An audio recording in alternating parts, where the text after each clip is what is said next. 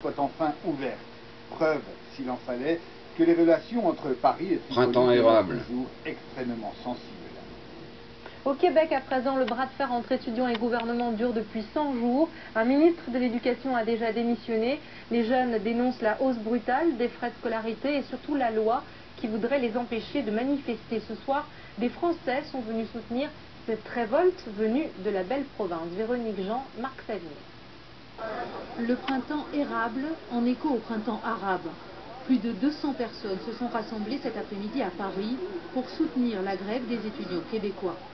Un conflit qui atteint aujourd'hui son 100e jour. Les jeunes dénoncent le projet du gouvernement d'augmenter de manière substantielle les frais de scolarité. En ce moment, en moyenne, les étudiants payent environ 3 000 $ canadiens, ce qui représente 2 500 €. Et si le plan du gouvernement Jean Charest se réalise, ça serait 82 % de plus. Autre motif de colère, la loi adoptée vendredi dernier par le gouvernement québécois qui restreint la liberté de manifester. À la clé, des amendes pouvant atteindre plusieurs milliers d'euros. C'est une révolte historique que le Québec n'a encore jamais connue. Alors on voulait juste leur expliquer que, quelles que soient leurs divergences, quelles que soient leurs opinions, ouvrez un dialogue. C'est ce que fait une démocratie.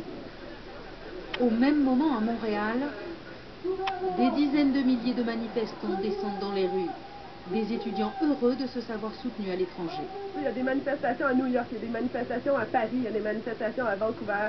Ce soir, je discutais avec les gens en Russie, j'étais ce midi en Suisse.